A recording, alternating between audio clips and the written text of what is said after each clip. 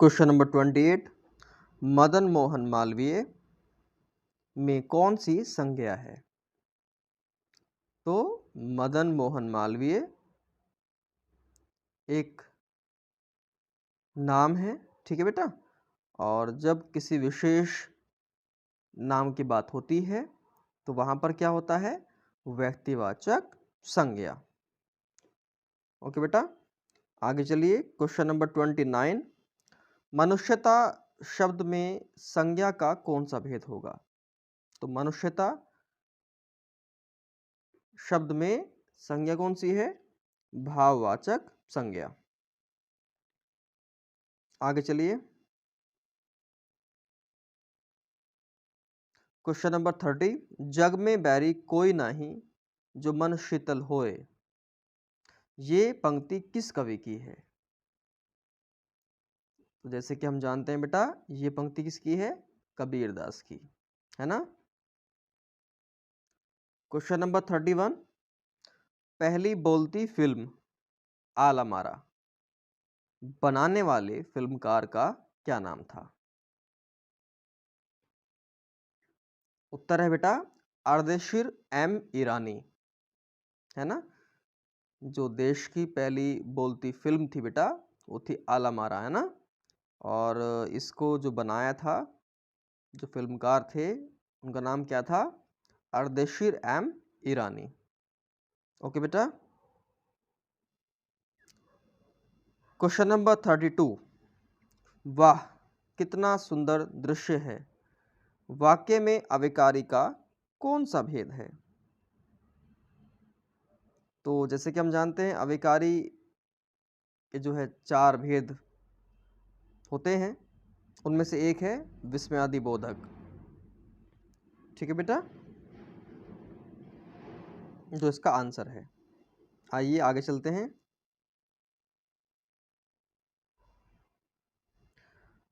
Question number 33। प्रवचन शब्द में उपसर्ग क्या है? हम पहले भी डिस्कस कर चुके हैं बेटा। जो मूल शब्द के शुरुआत में लगता है, क्या कहते हैं उसको? उपसर्ग कहते हैं। तो यहाँ पर क्या है? प्र जो है ये क्या है? उपसर्ग है। नेक्स्ट क्वेश्चन है बेटा हमारा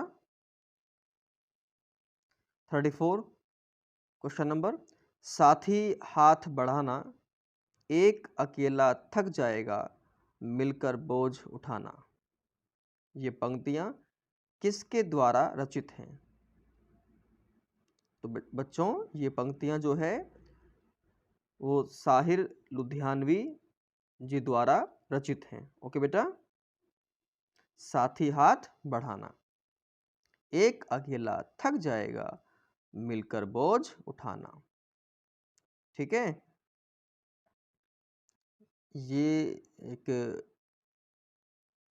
फिल्म में भी इस गीत को फिल्माया गया था, ठीक है बेटा। आइए क्वेश्चन नंबर 35।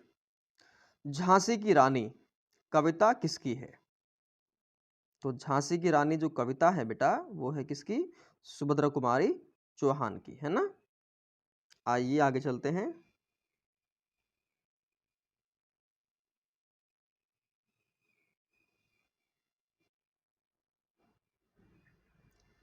Question number 36। रश्मि रथी किसकी रचना है? तो रश्मि रथी बेटा वो रामधारी सिंह दिनकर जी की कविता है। उर्वशी रश्मि रथी, है ना। तो रचनाएं किसकी हैं? रामधारी सिंह दिनकर जी की। Question number 37। भारतीय सिनेमा के जनक कौन हैं? तो भारतीय सिनेमा के जनक जो हैं वो हैं दादा साहब फाल्के साहब, ठीक है बेटा। दादा साहब फाल्के जी। आइए आगे चलते हैं।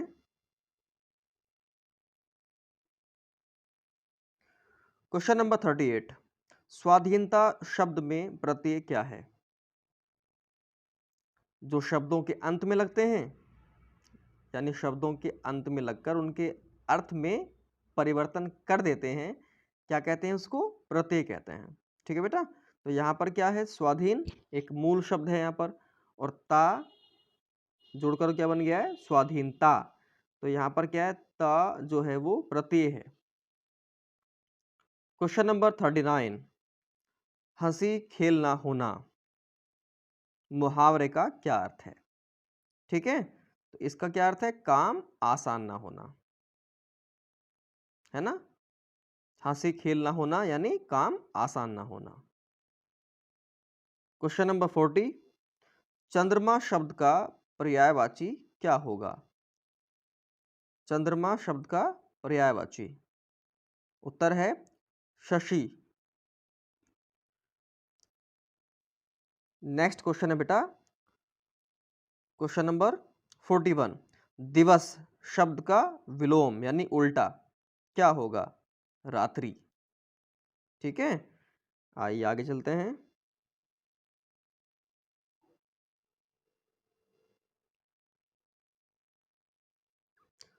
क्वेश्चन नंबर 42, आंखों से ओझल होना मुहावरे का क्या अर्थ है? बच्चों, मुहावरा जो होता है यानी किसी सामान्य बात को एक विशेष ढंग से कहना, है ना, एक अलग ढंग से कहना, वो क्या होता है, मुहावरा होता है ना। तो यहाँ पर क्या है, आंखों से ओझल होना यानी अदृश्य होना। ठीक है। क्वेश्चन नंबर 43, जिसकी लाठी उसकी भैंस में सर्वनाम का कौन सा भेद होगा? तो इसमें क्या है, संबंधवाचक सर्वनाम, यानी जो सर्वनाम शब्द वाक्य में दूसरे सर्वनाम से अपना संबंध बताते हैं। अब देखिए यहाँ पर दो सर्वनाम शब्द हैं, जिसकी और उसकी, है ना, इन दोनों को क्या है, आपस में संबंध है। ठीक है बेटा, आइए क्वेश्चन नंबर 44, घड़ों पानी पड़ना मुहावरे का क्या अर्थ होगा? इसका उत्तर है बहुत शर्मिंदा होना। ठीक है, घड़ों पानी पड़ना यानी बहुत शर्मिंदा होना। आगे चलते हैं।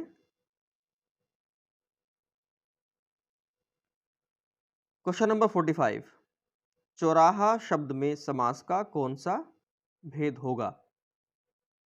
तो उत्तर है बेटा द्विगु समास, यानी जिस समास का पहला पद संख्यावाची होता है ना, नंबर वाला होता है, तो उसे क्या कहते हैं बेटा, द्विगु समास। चौराहा यानी चार राहों का समूह। क्वेश्चन नंबर 46, ध्यान पूर्वक पढ़ो, कैसे पढ़ो, ध्यान पूर्वक, है ना। तो वाक्य में क्रिया विशेषण का कौन सा भेद होगा? तो बेटा इसमें है रीतिवाचक क्रिया विशेषण, क्योंकि जहां पर क्रिया का ढंग पता चले उसे कहते हैं क्या, रीतिवाचक क्रिया विशेषण। ओके बेटा।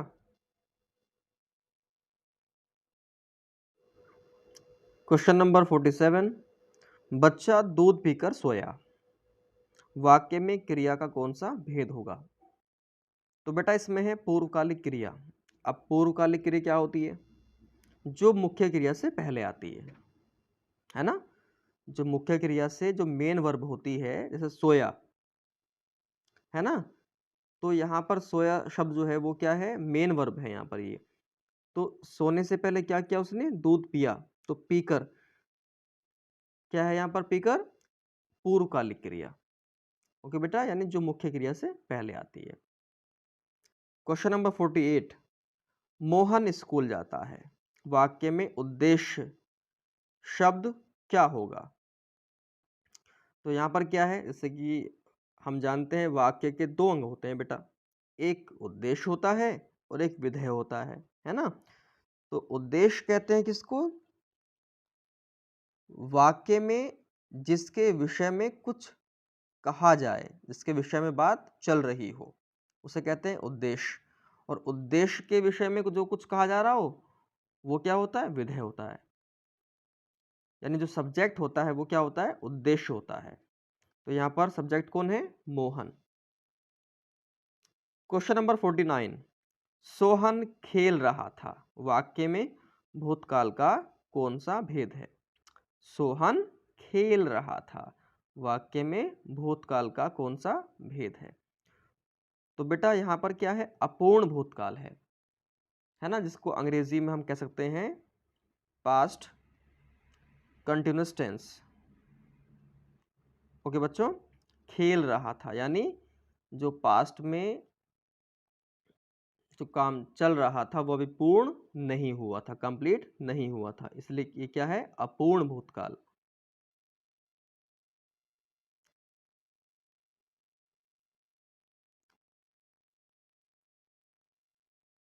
क्वेश्चन नंबर 50, ये लास्ट क्वेश्चन है बेटा हमारा, है ना। क्वेश्चन है उससे खेला नहीं जाता, वाक्य में वाच्य का कौन सा भेद है।